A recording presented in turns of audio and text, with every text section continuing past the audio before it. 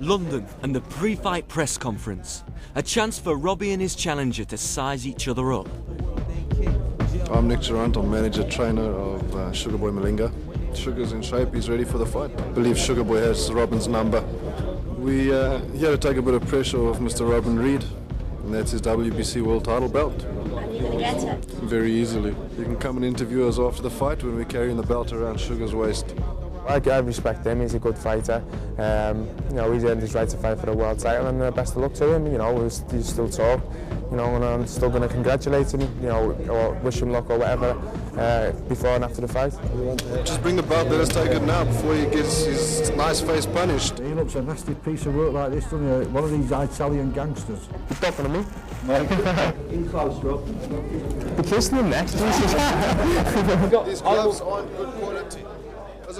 As the fight time gets nearer, the tension amongst the two camps grows. Bring over Rays. If you don't want Rays, I can let you have. You can have an English glove. No, we don't want English glove. I'm getting some more down for you. It's fine. All right. Yeah.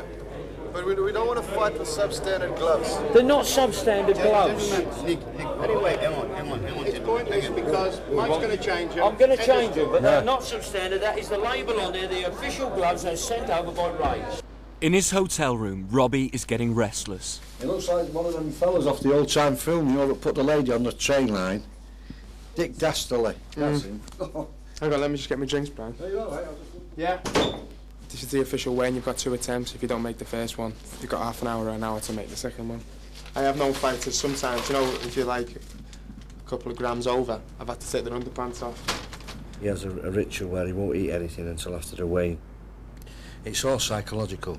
It's all up here. You have to train the mind as much as the body.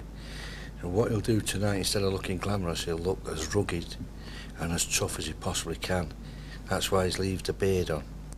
And then when he gets to the weighing, the idea is to psych the fella out, because his opponent will be looking through at the side of his eye, and he'll think to himself, good God above, what am I fighting? What am I going to meet? This fella's like a tornado, like Mr. Atlas.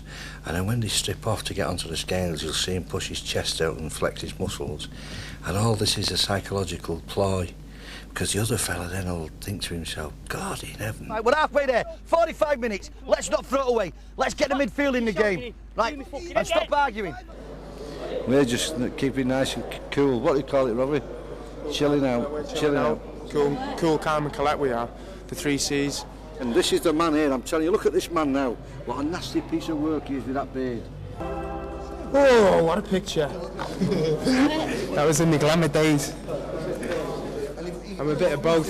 I'm a bit glamorous and I'm a bit hard as well. Can't know the way I look though, can I? This is what I'm saying, this is me intermingled look, the glamour boy intermingled with the hard image look. It just breaks up a little bit. Right, I'll come in a bit, I'll give you a knock in a couple of minutes. Right. He's banged on now, he's ready. It's all going to happen now within a couple of hours. You start running through your mind what you're going to do. You know, you've studied your opponent. You know, it's that sort of fear. Really? The feeling from leaving the hotel, you know, that's when the nerves start to set in. You're not dizzy, but you're a little bit lightheaded and what have you. Your mouth gets all dry. The butterflies, you know, heart beating. You're not scared, but it is a fear.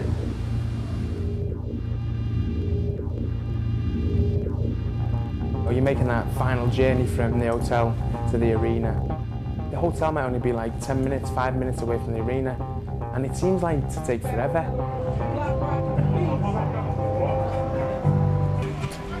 This lad's Robbie Reed's hopes and dreams. You know, he'd be set up for the rest of his life, and it's a very crucial contest for him. How are you feeling? Are you confident? As ever, yeah. Yeah. Over the chest infection? Yeah, it's fine. Yeah. Everything's ready to go? Countdown now. Yeah. Ready to go, yeah. You just can't wait for it to, you know, ding ding round one. You can't wait for that sound, because when feelings have all built up, the adrenaline and everything else, you know, and you don't want to hang around, you just want to get on with it and get started. And now, ladies and gentlemen, England's very own WBC super middleweight champion of the world, Robin Reed.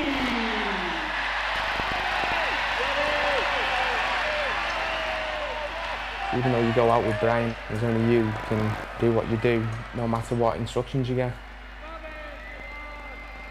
It's like similar to a man walking to the young man's noose on death row or something.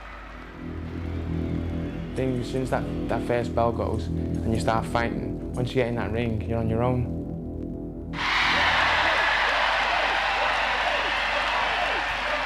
It'd be a lot of pressure on Robbie now, but I think if he does his best in boxes, he should win.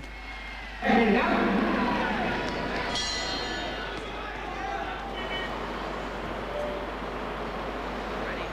fire those punches in. He's keeping it close to the side of his body, pulling it across his chest, just underneath his chin. And Robin Reid now circling the ring. Everyone wants him to win.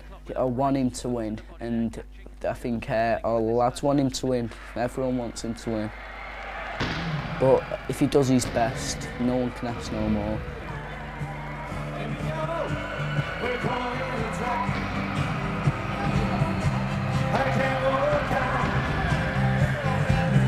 Because I love you too much, baby. Okay. Why can't you see what you're doing to me? When you don't believe a word I say, caught in a trap, I can't walk out.